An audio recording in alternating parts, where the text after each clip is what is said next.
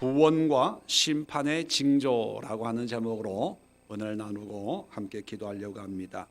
이제 이사야 7장을 살펴보면서 지금까지 1장부터 6장까지의 내용을 간단하게 요약을 하면, 지금 이 유다는 심각한 영적인 질병에 걸려 있습니다. 그 심각한 질병이 뭐냐? 두 가지의 문제가 있습니다. 뭡니까? 공의와 정의가 무너졌기 때문에 하나님의 구원이 없어졌다는 거예요. 또 하나님을 구원의 주로 섬기지 않고 자기의 힘과 능력을 믿는 그런 상황이 되어버렸습니다. 그래서 이것을 1장부터 5장까지 신랄하게 고발을 합니다. 자, 그러다가 이제 6장, 지난주에 우리가 살펴본 것처럼 하나님께로 돌아오면, 하나님을 의지하면 하나님이 회복을 시켜주시겠다라고 하는 하나님의 구원을 이제 본격적으로 이제 전하기를 시작하는데, 그 첫 번째 장면이 뭡니까? 이사야가 하나님의 영광을 보는 것입니다. 자, 그랬을 때 이 이사야가 하나님의 영광을 경험했을 때의 상황이 우시야 왕이 죽을 때다, 그렇게 말씀을 드렸죠. 그런데 우리가 지난주에 우시야 왕이 어떤 왕이었는지 잠깐 살펴보았지요. 처음에는 성령으로 시작했지만 끝에 육으로 끝나는, 하나님으로서 버림을 받고 문둥병, 나병이 번져서 왕의 무덤에 묻히지도 못하고 비참하게 고독하게 죽었던 그런 왕이 죽었을 때, 그 왕의 모든 행적을 기록한 사람이 누구라고요? 이사야예요. 그 모습을 바로 옆에서 처음부터 끝까지 지켜본 사람입니다. 그 이사야를 하나님이 만나 주시면서 깨닫게 하는 게 뭡니까? 사람이 구원의 주가 아니라 만군의 여호와가 너희의 진정한 구원의 하나님이다 하는 것을 말씀하시는 거예요. 그래서 지난주에 시간이 없어서 살펴보지 못했지만, 이 하나님이 이제 남은 자, 그루터기라도 남아있다면 이 나라의 거룩한 씨가 될 것이다. 그 얘기는 뭡니까?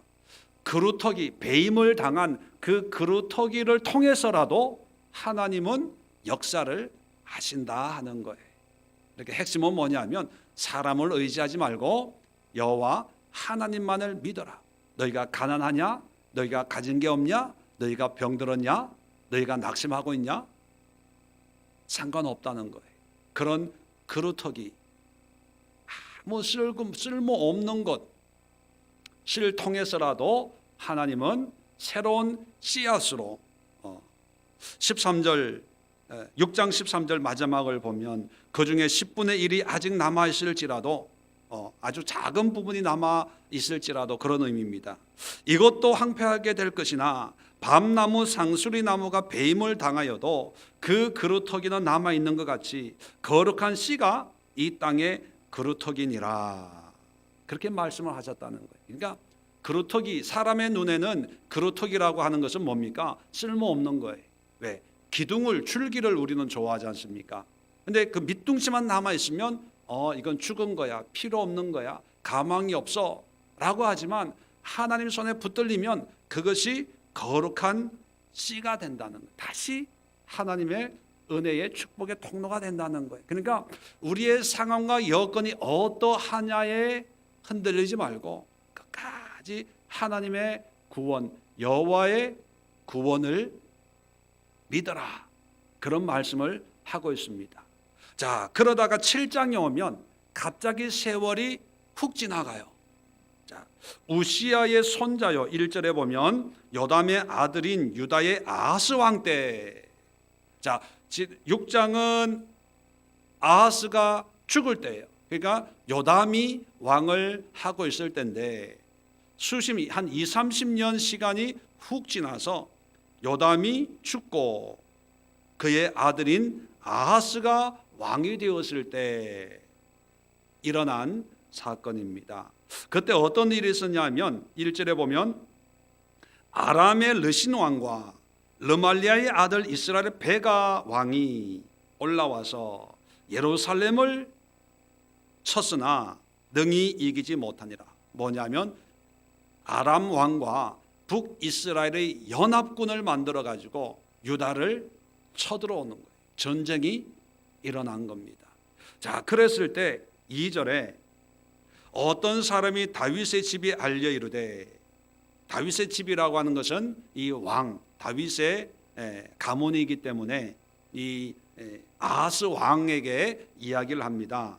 아람이 에브라임과 동맹하였다, 이렇게 소식을 전해줍니다. 자, 그랬을 때 왕의 반응이 어떠했냐? 왕의 마음과 그의 백성의 마음이 숲이 바람에 흔들림같이 흔들렸더라. 무슨 뜻입니까? 다들 두려워했다는 거예요. 전전긍긍했다는 거예요. 어떡하나 큰일 났다, 이래 이제 우리는 죽었다. 정말 풍전등화와 같은 그런 두려움에 휩싸입니다.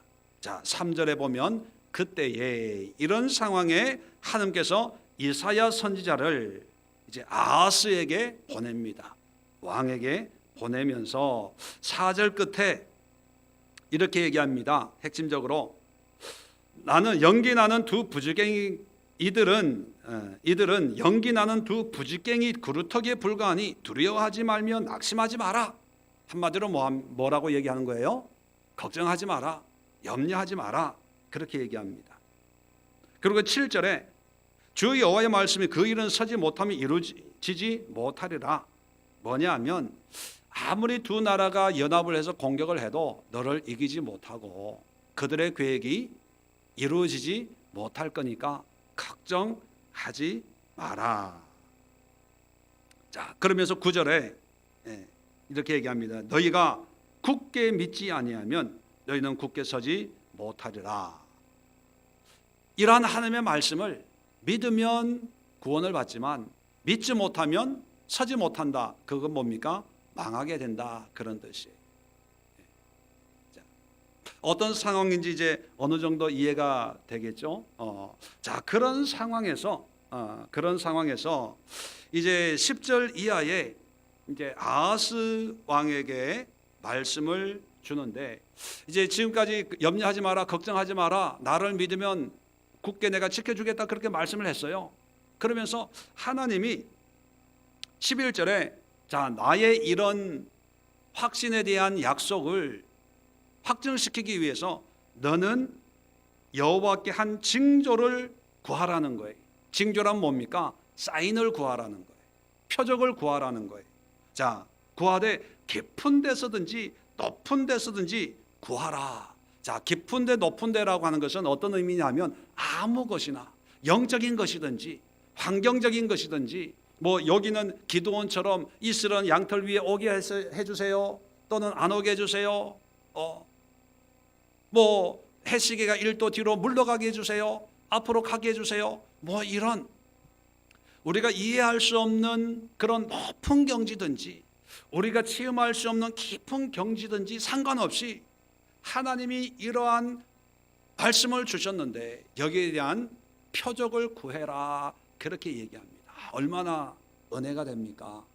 아마 여러분 기도하는 가운데 예수님 나를 만나주세요, 하나님 만나고 싶어요, 간절히 기도했는데 하나님이 나타나셨어요. 자, 하나님이 나타나는 순간 여러분들은 어떻게 하겠어요? 예? 뭐해? 기절해. 진짜 나타날 줄 몰랐거든. 기도만 했지 진짜 나타날 줄 모르고 나타나니까 기절해가지고 깨니까 하나님이 사라지고 주변의 사람들이 집사님 좀 흔들고 있어. 자, 그런데 참 얼마나 하나님이 아하스 왕이 믿음이 없으면 이런 징조를 구해라, 내가 확정을 시켜줄게, 이걸 보면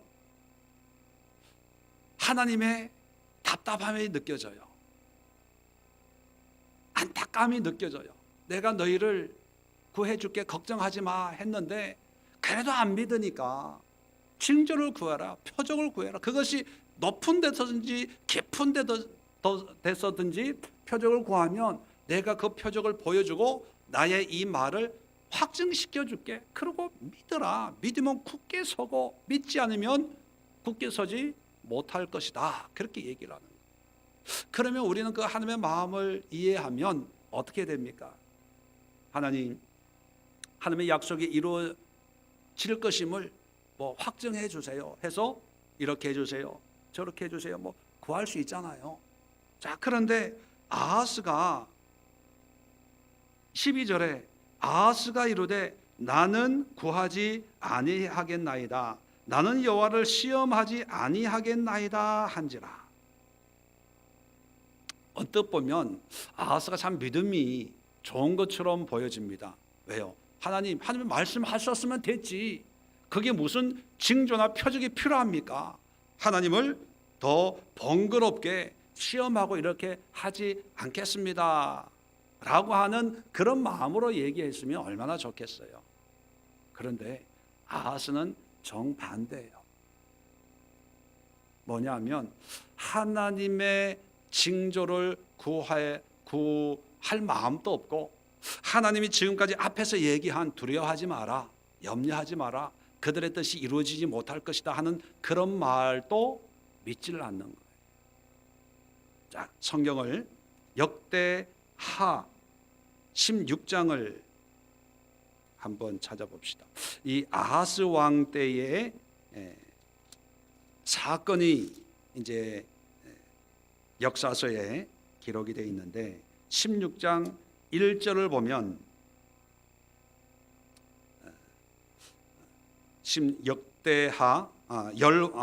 열왕기하, 죄송합니다. 역대하라고 그랬나요? 죄송합니다. 열왕기하, 이따가 역대하도 좀 살펴볼 텐데 열왕기하 589면에 있습니다.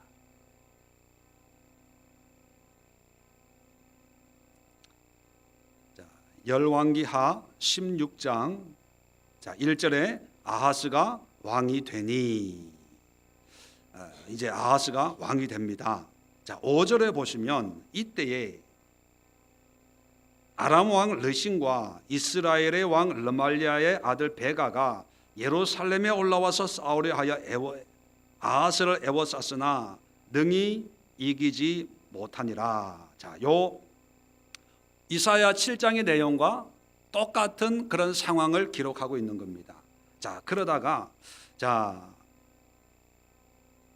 7절에 아하스가 보세요. 아수르 왕 디글랏 빌레셀에게 사자를 보내 이르되 나는 왕의 신복이요 왕의 아들이라. 이제 아람 왕과 이스라엘 왕이 나를 치니 청하건대 올라와서 그의 손에서 나를 구원하소서 하고, 아하스가 여호와의 성전과 왕궁 곳간에 있는 은금을 내어다가 아수르 왕에게 예물로 보냈더니 아수르 왕이 그 청을 듣고 곧 올라와서 다메섹을 쳐서 점령하여 그 백성을 사로잡아 기르로 옮기고 또 르신을 죽였더라. 무슨 뜻입니까? 하나님을 믿지 않고 누구를 믿어요? 아수르 왕을 더 믿는 거예요. 다시 말하면 영적인 하나님의 약속을 믿는 게 아니고 현실적인 문제 해결을 믿어요. 그러니까 하나님은 계속해서 나를 믿으면 내가 구원해 주리라 하지만 이 왕은 현실적인 문제 해결을 위해서 조공을 바쳐서 아수르 왕에게 찾아가서 그 아수르 왕의 힘을 빌려가지고 이 문제를 해결하는 거예요. 그러니까 여호와를 시험하지 않겠습니다 하는 그 말의 의미는 하나님의 관심이 없습니다. 하나님의 말씀에 나는 상관하지 않겠습니다. 나는 내 뜻대로 내 방법대로 할 거니까 신경 쓰지 마십시오 그러는 거예요. 하나님 입장에서는 얼마나 마음이 상하겠습니까? 자, 그래서 징조를 구하라고 했더니 안 구하는 거예요. 자, 그래서 오늘 다시 본문으로 오면 14절에 14절에 주께서 친히 징조를 너에게 주실 것이라. 자, 징조를 안 구하니까 그래 구한도라 이러지 않고 하나님이 직접 어떤 사인을 주시는데 14절에 보라 처녀가 잉태하여 아들을 낳을 것이요 그의 이름을 임마누엘이라 하리라. 임마누엘의 징조를 주시는 거예요. 그래서 15절에 그가 악을 버리며 선을 택할 줄 알 때 뭡니까? 어느 정도 철이 들 때까지 성장을 하면 엉긴 젖과 꿀을 먹을 것이라. 대제 이 아이가 악을 버리고 선을 택할 줄 알기 전에 내가 미워하는 이 두 왕은 어느 나라 왕입니까? 아람과 북이스라엘의 땅이 황폐하게 되리라. 그 말씀을 합니다. 그리고 17절에는 에브라임이라고 하는 것은 북이스라엘을 의미합니다. 북이스라엘이 유다를 떠날 때에부터, 자, 북이스라엘이 유다를 떠난다는 것은 북이스라엘의 침략이 이제 없어지고 황폐하게 되고 난 뒤에 그때부터, 그러면 북이스라엘의 영향력이 없어지면 유다는 좀 나아져야 되잖아요. 그죠? 괴롭히는 나라가 황폐하게 됐으니까. 자, 그런데 에브라임이 유다를 떠날 때부터 당하여 보지 못한 나를 너와 내 백성과 내 아버지 집에 임하게 하시리니. 아니, 괴롭히는 사람이 없어지면 문제 해결이 됐으니까 더 편해져야 되는데, 그런데 오히려 그때부터 당하여 보지 못한 그런 일들이 일어나는데, 자, 17절 끝에 보면 곧 아수르 왕이 오는 날이라. 뭡니까? 아수르 왕은 어떤 왕이었어요? 조금 전까지 유다의 보디가드 역할을 했던, 유다를 도와줬던, 유다에게 은혜를 입혔던 참 그 좋은 일을 한 그런 왕이잖아요. 그런 나라잖아요. 그런데 그 나라가 더 심한 환난과 고난을 줄 것이다. 그렇게 얘기하는 거예요. 그 다음부터 18절에는요, 여기에 대한 구체적인 내용을 설명합니다. 그날에는 여호와께서, 20절에 그날에는 주께서, 또 23절 그날에는 천굴에 은 1000개의 가시가 있는 포도나무가 있던 곳마다 찔레와 가시가 날 것이라. 25절 끝에 보습으로 갈든, 보습이라고 하는 것은 쟁기입니다. 농사를 하던 모든 산에 찔레와 가시 때문에 두려워서 그리로 가지 못할 것이요 그 땅은 소를 풀어 놓으며 양이 밟는 곳이 되리라. 뭡니까? 소와 양이 밟는 곳이라고 하는 것은 황폐한 곳, 사람이 전혀 살지 못하는 곳, 누가 관리하는 사람이 없는 그런 상태로 완전히 버림받는 상황이 될 것이다. 그렇게 말씀을 하고 있는 거예요. 요약을 하면 아하스는 하나님보다 더 힘이 세고 실질적인 도움을 줄 수 있는 아수르 왕을 신뢰하기 때문에 하나님의 말씀에 순종할 마음이 없어요. 또 믿을 생각도 없어요. 왜요? 하나님보다 더 든든한 아수르 왕이 있으니까. 그래서 조공을 바쳐서 이 아수르 왕이 아람과 북이스라엘의 침입으로부터 유다를 구원해 줍니다. 은인이 된 거예요. 동력자가 된 거예요. 이제는 됐다, 성공했다. 역시 뭐 기도만 하면 되냐, 하나님 한다고 되냐, 우리가 또 도움을 받아야 될 때는 도움을 받아야지, 봐라, 이런 아수르 왕이 있지 않냐 라고 했는데, 그게 잘된 일이라고 생각을 했는데, 시간이 지나 보니까 오히려 은인이라고 했던 사람이 결국은 뭐가 되냐? 원수가 되는 거예요. 믿었던 도끼에 발등 찍힌다고 믿었던 나라에 오히려 극심한 핍박이 일어나고 환난이 일어나게 된다는 거예요. 자, 여기서 우리는 두 가지 질문을 해볼 필요가 있습니다. 첫 번째, 하나님은 왜 징조를 구하라고 했고 안 구하니까 하나님이 친히 보여주신 징조가 있어요. 임마누엘, 처녀가 잉태하여 아들을 낳을 것이다. 그 이름을 임마누엘이라 해라. 우리가 잘 알고 있는 그런 내용이죠. 구체적으로 약 800년의 시간이 지난 다음에 우리 신약에 예수님이 이 임마누엘의 말씀을 성취하러 이 땅에 오신 거예요. 그런데 지금은 아하스나 이사야는 아직 예수님이 오시기 전에 800년 전의 사람입니다. 자, 그런데 여러분, 첫 번째 질문은 뭐냐면, 왜 전쟁의 문제가 있는데 왜 처녀가 아이를 임신하는 징조를 하나님이 직접 보여주셨을까 하는 거예요. 우리는 결론적으로 상식적으로 자연스럽게 예수님과 연관을 짓는데, 당시로 가면 아직 예수님이 태어나기 전이거든요. 지금 북한과 남한의 전쟁의 소문이 있어요. 자, 미국 대통령이 오고 항공모함이 오고 일촉즉발의 위기인데, 자, 이 위기를 하나님이 해결해 주시겠다는 거예요. 너희들은 이 해결의 징조를 구해라 하니까 우리가 안구하는 거예요. 그러니까 하나님이 답답해가지고 안구해. 그럼 내가 친히 징조를 보여줄 텐데 그 징조는 뭐냐? 처녀가 임신을 해서 아이를 낳을 거야. 그 이름을 임마누엘이라 해라. 그런단 말이에요. 아니, 지금 우리는 이 전쟁의 문제를 해결하려면 중국이 시진핑이가 뭐 평화를 선언하든지, 북한에 가는 그 석유관을 잠가버리겠다 이런 대책을 발표하든지, 러시아 대통령이 누굽니까? 푸틴이 북한과 국교를 단절하겠다 뭐 이렇게 나오든지, 뭐 이런 실질적인 이런 징조들이 일어나면 우리는 하나님이 역사하시는구나 그렇게 인정을 하지. 이런 일촉즉발의 위기에 지금 어디 산부인과 병원에 애가 태어났대. 그 아이가 태어난 것이 하나님의 사인이래. 그러면 믿겠어요, 안 믿겠어요? 안 믿어요. 이름을 임마누엘이라고 짓는 건 누구 못합니까? 근데 왜 하나님 이것이 왜 징조일까? 두 번째 질문은 이 아이의 의미가 뭘까 하는 거예요.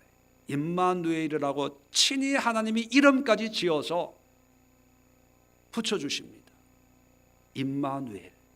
이것이 현실 이 문제를 해결하는데 어떤 의미를 주는가? 이게 해결이 돼야 예수님이 800년 뒤에, 우리로부터 2000년 뒤에 오신 예수님의 임마누엘, 처녀 마리아로부터 태어난 예수님의 의미가 오늘날 문제 속에서 신앙생활하는 우리의 삶 속에 어떤 의미를 주는 존재인가가 깨달아지는 거예요. 자, 그렇다면 먼저 왜 처녀가 임신하여 아이를 낳는 것이 하나님이 주시는 사인일까? 그 의미가 뭔가 먼저 생각해 보려고 합니다.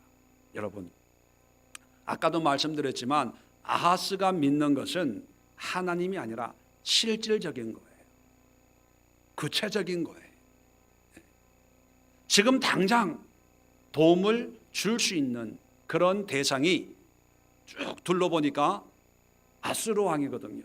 그러니까 성전에 있는 그런 금은을 다 긁어가지고 조공으로 바치면서 도움을 청하는 거예요.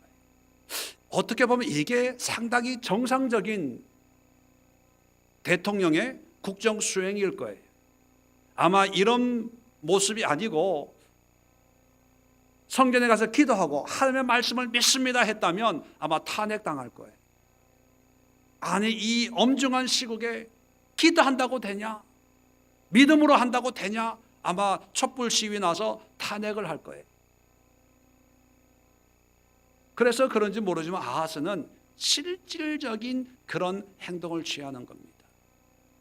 그런데 이런 상황에서 하나님이 정반대로 전혀 전쟁과는 상관이 없고 힘과는 상관이 없고, 여러분, 처녀가 아이를 임신하고 아이를 낳는데 무슨 힘이 있어요? 그게 무슨 능력이 있습니까? 그게 무슨 어떤 이 상황을 해결할 수 있는 어떤 요소가 전혀 없는 거예요. 오히려 도움이 필요한 사람이에요. 관심이 필요한 그런 사람입니다. 돌봄이 필요한 그런 상태예요. 전혀 지금의 상황과 다른 그런 상황에서 아이를 낳는데 그 아이가 그냥 아이가 아니라 임마누엘, 뜻이 뭡니까? 하나님이 함께 하신다, 그런 뜻이거든요. 자, 하나님이 역설적으로 이 왕의 입장에서는 이 전쟁, 이 위기, 사시나무 떨듯이 떨고 있는 이 상황을 극복할 수 있는 것은 뭐가 있으면 극복할 수 있다라고 생각했을까요? 능력, 무력이죠. 무력, 힘, 군사, 대포, 총칼. 그게 아수르 왕한테 있으니까 아수르 왕한테 찾아가는 거예요. 그런데 하나님한테는 없다고 생각하니까 관심도 없고, 징조 구하라고 해도 구할 필요도 없고, 나는 이미 생각이 다 있는 거예요. 자, 그런 아하스 왕한테 하나님이 주신 징조는 전혀 반대인 아이를 잉태하는 한 여인, 그리고 금방 태어난 갓난 아기의 이름이 임마누엘. 그 얘기는 뭐냐면 아무 힘도 없고 능력도 없고 또 남을 도와줄 수 있는 그런 여건도 안 되고, 오히려 도움을 받아야 되고 관리를 받아야 되고 관심을 받아야 될 그런 연약한 존재이지만, 그런 존재가 누구와 함께한다? 하나님이 함께한다. 임마누엘이라고 하는 것은 약하지만 하나님이 함께할 때 그것이 능력이다, 이걸 보여주는 거예요. 우리는 경제적으로 어려울 때 누가 돈으로 물질로 도와주면 그것이 회복이 된다고 생각하는 경향이 있습니다. 누가 도와준다고 하면 뭐든지 다 할 준비가 되어 있어요. 그런데 하나님은 항상 그런 건 아니지만 어떤 때는 그런 물질을 의지하는 것보다도 나와 함께 하자, 하나님과 함께 하는 것이 능력이다라고 하는 것을 우리에게 요구할 때가 있습니다. 뭐냐면 하나님이 능력이기 때문에. 그러니까 지금 산모와 어린 아이의 그런 이미지가 예수님과 연결되는 그런 이미지로만 생각하지 마시고, 좀 이건 또 다른 얘기인데, 이 처녀라고 하는 것이 동정녀, 결혼 안 한 처녀를 얘기하는 게 아니라 히브리 말로 엘마라는 단어인데, 이 엘마라는 단어는 처녀만을 의미하는 것이 아니라 결혼한 여인에게도 사용되어지는 그런 단어입니다. 자, 그래서 이 이사야 이 본문을 해석할 때 여러 가지 해석이 나옵니다. 이 아이는 아하스 왕의 아들을 의미한다. 그 아들이 누구냐면 나중에 히스기야가 태어나는 거예요. 또 이 아이라고 하는 것은 굳이 히스기야가 아니라 그 당시에 어떤 하나님의 작전 가운데 태어날 어떤 아이, 굳이 예수님과 연결시키지 않고, 왜냐하면 예수님과 연결하려면 800년의 시간이 지나야 되는데 800년 뒤에 하나님이 도와주시고 뭐 하는 게 지금 오늘날 무슨 의미가 있겠어요? 하나님이 이사야를 통해서 말씀하시는 핵심은 뭐냐면 하나님과 함께함이 능력이라는 거예요. 그게 이 임마누엘 아이의 탄생의 첫 번째 의미라는 거죠. 두 번째 의미는 뭐냐면, 자, 이 임마누엘 아이가 태어나면 아이가 좀 성장을 해서 15절 16절에 보면 악을 버리고 선을 택할 줄 알 때 또는 알기 전에라고 얘기가 나옵니다. 뭐냐면 수년 안에라는 뜻이에요. 이제 철이 좀 들면 미워하는 두 왕의 땅이 황폐하게 될 것이다. 하나님이 심판하겠다는 것. 수년 내에 아이가 아장아장, 지금은 철부지 아이지만 이제 선과 악을 분별할 때쯤 되면 수년 안에 내가 황폐시키겠다. 자, 두 왕, 유다를 쳐들어오는 그런 두 나라 왕을 의미합니다. 그렇다면 두 나라 왕이 황폐하게 되면 유다는 회복이 되냐? 아니라는 거죠. 아까도 말씀드렸죠. 믿었던 아수르에 의해서 지금까지 경험해보지 못한 그런 심각한 환란을 겪게 된다는 거예요. 자, 그렇다고 아수르가 승승장구하냐? 아니라는 거예요. 나중에 보면 아수르도 바벨론에 의해서 다 멸망을 당하는 거예요. 바벨론도 승승장구하냐? 아니라는 거예요. 나중에 보면 결국 뭘 얘기하려고 하냐면 하나님은 임마누엘을 통해서 우리에게 말씀하시는 것은 뭐냐면 심판하겠다는 거예요. 가만두지 않겠다는 것입니다. 너희가 안 믿어? 그러면 안 믿는 것으로 끝나면 괜찮은데 하나님은 안 믿는 거기 때문에 심판하시겠다는 거예요. 그게 임마누엘의 의미입니다. 그렇다면 이 당시에는 임마누엘이 누군지 몰랐기 때문에 하나님의 이 말씀에 순종을 안 해서 결국은 유다가 멸망을 당하게 되죠. 바벨론 포로로 끌려가기 전에 북이스라엘도 히스기야 시대에 아수르에서 멸망을 당하고 아수르도 바벨론에 의해서 멸망을 당하고 그 바벨론에 의해서 유다도 초토화되고 포로로 끌려가서 70년 동안 노예 살해를 포로 생활을 하게 되는 일을 당하게 됩니다. 그런 일을 당하지 말라고 이사야를 보내서 계속해서 끊임없이 하나님께 돌아와라 그렇게 경고를 하고 있는 것이지요. 자, 그렇다면 여러분, 우리에게는 이 임마누엘이 누구인가 분명하게 하나님이 우리에게 계시를 해 주셨습니다. 지금부터 2000년 전에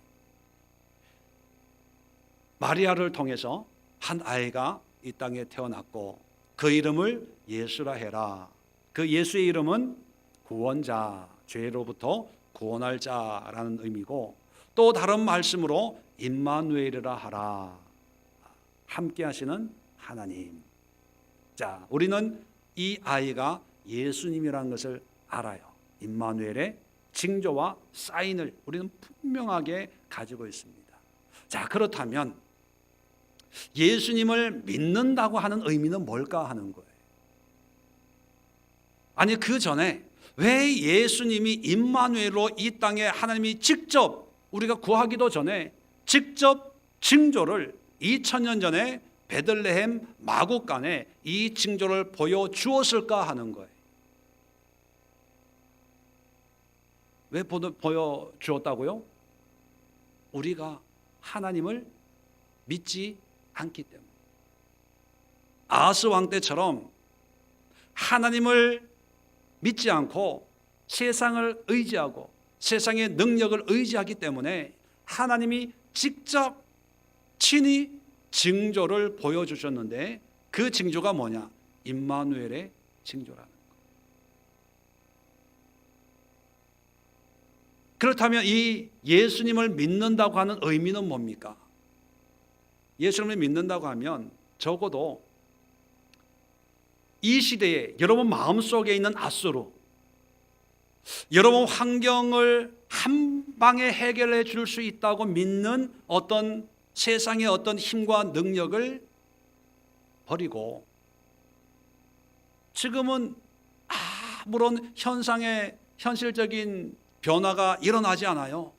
그런데 하나님은 내가 너와 함께함이라, 내가 너를 도와주리라, 정녕 나의 오른손으로 너를 붙잡아 주리라, 네가 불 가운데 물 가운데 지나갈 때도 내가 너와 함께하여서 물이 너를 침몰치 못하게 할 것이며 불이 너를 사르지 못하게 하리라 라고 하는 그 말씀을 하심에도 불구하고 우리는 의심을 해요.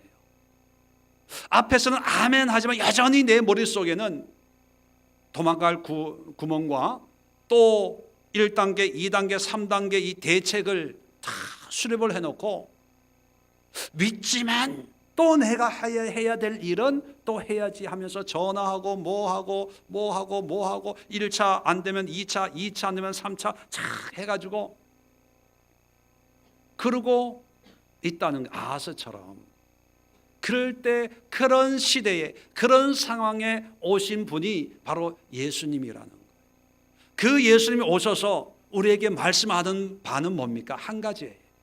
모든 걸 내려놓고 나를 믿어라. 두려워하지 마. 염려하지 마. 아하스에게 한 말 똑같이 우리에게 하는 거예요.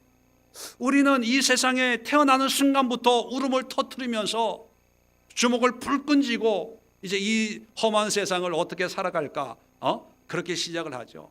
그런데 예수님을 믿는 순간부터는 걱정하지 마. 염려하지 마. 두려워하지 마. 나를 굳게 믿으면 굳게 설 것이요. 굳게 믿지 않으면 굳게 설 수가 없다. 내가 도와줄게. 내가 너의 하나님이 되어줄게. 너는 내 백성이 되어줄게. 이 징조로 예수님이 오셨고 우리는 그 예수님을 믿어요. 그럼 믿는다고 하는 것은 바로 이러한 하나님의 의중을 이해하고 믿는 거예요. 이해가 되시겠어요? 그런데 우리는 이 하나님의 의중을 이해하지 않고 나의 아수르를 하나님이 더 축복해 주시지 않을까? 내가 이런 생각이 있는데 내가 지금 아수르에게 조공을 바치려고 가는데 하나님이 은혜를 주셔가지고 적은 물질의 아수르 왕이 감동을 받게 하실지 않을까? 그 마음을 가지고 열심히 기도해요. 하나님, 이제 아수르 왕을 만나러 가는데요, 내 형편이 요거밖에 준비를 못했습니다. 하나님, 아수르 왕의 감동을 주셔서 이 물질에 감동을 받고 나를 도와 주시도록 하나님 역사하여 주옵소서. 믿습니다. 할 줄로 믿습니다. 믿는 자에게 능치 못할 일이 없다고 하셨사오니 저는 믿습니다. 그게 믿음인 줄 알아요. 이해되시는 분만 아멘. 해보신 분만 아멘. 그런데 하나님은 그게 아니에요. 아수르가 아니라는 거예요. 나라는 거예요. 네 눈에 안 보여도, 현실에 느껴지지 않아도, 환경의 변화가 아직 일어나지 않아도, 지금 죽을 것 같은 그런 두려움이 몰려와도 두려워하지 말고 나를 굳게 믿어라. 그게 임마누엘의 의미라는 거죠. 두 번째는 무슨 의미라고요? 그렇지 못하면 심판한다. 우리는 예수님을 구원의 주로 기쁨으로 이렇게 맞이합니다. 예수님은 사랑이시고 은혜가 많으시고 너무 좋으신 분이고 미사 여구를 다 동원을 하는데 인자하시고 공의와 정의가 충만하시고. 근데 여러분, 그 좋은 면 뒤에는 뭐가 있냐면 무서운 심판이 있어요. 우리는 하나님을 너무 만만하게 종이 호랑이처럼 내가 그리고 싶은 모양으로 이렇게 그려놓고 아주 귀엽게 봐요. 아주 이쁘게 봐요. 아주 착한 예수님으로 봐요. 왕이 인자한 왕이지만 왕권이라고 하는 것은 죽이기도 하고 살리기도 하는 거거든요. 그래서 왕의 인자를 생각하다 보면 망령되이 행하는 거예요. 버릇 없이 행하는 거죠. 아무리 왕이 인자해도요, 왕권을 인정을 해줘야 돼요. 그래서 그 왕 앞에 엎드려야 되고 그 왕의 말에 순종해야 되는데, 왕이 어질다고 왕이 이렇게 해라 했는데도 뭐 그런 걸 굳이 해야 돼요, 나중에 할게요 이랬다가는 그날로 이렇게 한 단칼에 갈 수가 있는 거죠. 우리는 이 임마누엘, 이라고 하는 이 예수님의 그 의미를 너무 간단하게 생각을 합니다. 쉽게 생각을 해요. 그러다 보니까 하나님 앞에 나갈 때도 하나님의 은혜 말씀대로 살 때도 또 계명을 하나님의 말씀을 순종할 때도 늘 중심은 뭐냐면 내 상황과 형편에 내가 어려우면 어려운 거고 내가 바쁘면 바쁜 거고 내가 피곤하면 피곤한 거고. 그런데 하나님은 예수님은요 우리에게 긍휼과 사랑을 베풀어 주시만 그분은 하나님이거든요. 지금 성경에 나와 있지만 황폐하게 만들어버려요. 심판하시는 심판의 주라는 사실을 우리가 깨달아야 된다는 거예요. 그리고 또 하나 보충 설명을 드리면 임마누엘의 징조를 통해서 하나님이 우리에게 원하시는 것은 세상에 능력이 강한 게 아니라 하나님과 함께함이 더 강하다는 것을 우리에게 말씀하시거든요.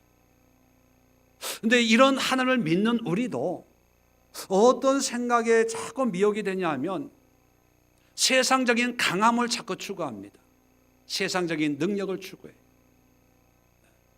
그리고 그것으로 하나님의 축복, 하나님의 은혜인 것을 보여주려고 합니다. 예를 들면 교회가 큰 교회를 지으면 하나님이 그만큼 큰 축복을 주시고,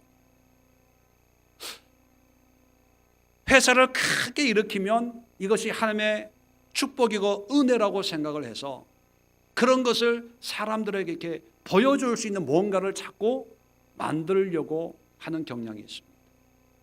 그런데 여러분, 하나님의 마음은 크고 좋고 화려한 것이 아니라 하나님과 함께하는 거예요.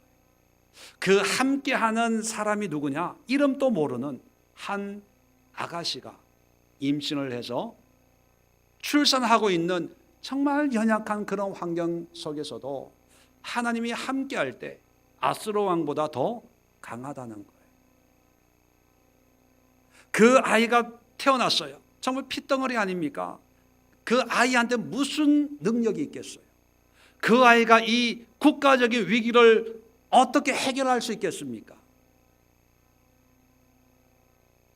그런데 그런 아이라도 하나님이 함께하는 임마누엘이라면 그것이 하나님의 구원의 사인이 될 수 있다는 거예요. 그 얘기는 뭐냐면 하나님의 말씀이 이루어진다는 확신을 할 수가 있다는 거예요. 뭐 때문에? 내 능력이 아니라 하나님이 나와 함께하기 때문에. 오늘날 우리 신앙은 구약 시대에 모호하게 흐릿한 시대의 신앙생활을 하는 것이 아니라 이제 모든 것이 밝히 계시된, 분명하게 계시된 시대에 예수님을 임마누엘 하나님으로, 우리의 구원의 주로, 심판의 주로, 그리고 하나님의 본체이심을 우리는 다 알고 믿는 시대입니다. 그렇다면 그 예수님을 우리의 구세주로 믿는 기독교인, 크리스찬이라고 한다면 이 시대의 소문과 환경과 여건과 상황, 아마 여러분들도 지금 여러 가지 가정적으로, 사업적으로, 회사적으로, 직장적으로, 학교적으로, 학업적으로, 또 직업적으로 많은 그런 혼란과 또 두려움과 어떤 문제 속에 있을 거예요. 자, 그런 문제 속에서 오늘 기도하러 올 때 누군가가 하나님이 도움의 길을 열어주시고 도움의 손길을 허락해 주셔서 이 문제를 해결해 주실 것을 믿고 기도하기 위해서 오신 분들도 있을 것입니다. 그렇다면 그분들에게 하나님이 주시는 분명한 사인은 뭐냐면 임마누엘이에요. 임마누엘. 그건 뭐냐면 돈을 의지하지 말고, 스펙을 의지하지 말고, 학벌을 의지하지 말고, 누구를 의지하지 말고 하나님과 함께하라는 거예요. 그러면 하나님이 굳게 세워주실 거라는 거예요. 그리고 그렇지 못하면 그 어떤 것도 영원한 게 없다는 거예요. 결론적으로 말씀을 마치고 우리가 기도하려고 하는데요, 우리의 기도가 어떤 기도가 되어야 될까요? 하나님, 나와 함께 하옵소서. 내가 임마누엘의 삶을 살기를 원합니다. 그것이 나의 능력이고, 그것이 내가 당면한 이 문제를 해결할 수 있는 유일한 방법이고, 그것이 하나님의 뜻이라는 거예요. 그리고 더 중요한 것은 그건 해도 되고 안 해도 되고의 문제가 아니라, 그렇게 하지 않으면 하나님의 엄중한 심판이 임한다는 거예요. 우리는 그걸 아직 모르고 있어요. 모르니까 웃을 수 있습니다. 모르니까 하고 싶은 대로 살아가요. 근데 때가 되면 하나님이 황폐하게 심판한다. 우리가 의지하는 그것까지도, 우리가 붙잡았던 그것까지도 하나님이 심판해요. 왜 우리가 붙잡은, 믿지 않는 나만 심판하면 되는데 우리가 믿었던 어떤 것까지도 심판할까요? 하나님은 하나님을 대신하는 어떤 것도 용납하지 않아요. 하나님이 되기를 원하지, 어떤 무엇이, 돈이, 자식이, 남편이, 아내가, 어떤 스펙이 하나님 대신에 앉아 있는 것을 하나님은 용서하지 않습니다. 그래서 금송아지 만들 때도 사실은 금송아지 입장에서는 억울해요. 그죠? 내가 만들어 달라고 그런 것도 아니고, 분명히 출애굽한 사람, 우리를 인도하여 낸 신을 만들자 그래가지고 만들어진 게 금송아지거든요. 근데 그 금송아지를 가루로 만들어가지고 강물에 다 뿌려요. 흔적도 없이. 그만큼 하나님은 질투의 하나님이십니다. 그렇다면 우리 이 시간 기도할 때, 하나님 함께하여 주옵소서. 하나님이 나와 함께 하시든지, 아니면 내가 주님이 계신 곳에 함께하기를 원합니다. 오늘도 어떤 분, 사업하는 분을 만나서 상담을 하는데 제가 그런 얘기를 했습니다. 저는 사업을 잘 모르지만 목회를 하고 또 지금까지 살아오면서 하나 깨닫는 게, 이 길로 갈까요? 저 길로 갈까요? 이렇게 할까요? 저렇게 할까요? 이걸 기도해 달라고 그러고 또 묻는 분들이 많은데, 저도 살아보면서 목회를 하면서 깨닫는 게 뭐냐면, 이 길 저 길을 따로 있는 게 아니더라. 하나님은 이 길로 가도 되고 저 길로 가도 되고 뒷길로 가도 되는데, 하나님이 원하는 것은 딱 하나더라. 뭐라고요? 하나님과 함께하는 길. 그러니까 당신이 생각해보고 어느 길이 하나님과 동행할 수 있는 길인가, 그거를 물어봐야지, 어느 길이 성공할 수 있는 길이냐 그거 물어보면 내가 이러고 있겠냐. 그죠? 어느 길이 성공의 길인지 알면 내가 그 길로 먼저 가지. 그렇게 나한테 묻지 마라. 나도 답답하다. 근데 중요한 것은 하나님과 함께 할 수 있는 길. 그래서 지금까지 목회를 하면서 어렵고 힘들지만 항상 어려워도 하나님과 함께 할 수 있는 길을 선택할 때 거기에 따른 상급이 있더라. 그래서 우리가 이렇게 여기까지 왔잖아요. 그죠? 오늘 이 시간 기도할 때 여러분, 하나님 함께 하는 것이 능력입니다. 세상에 아수르를 의지하지 않고 주님과 함께 동행하는 그런 삶이 되게 하옵소서. 함께 기도할 수 있기를 바랍니다. 좋으신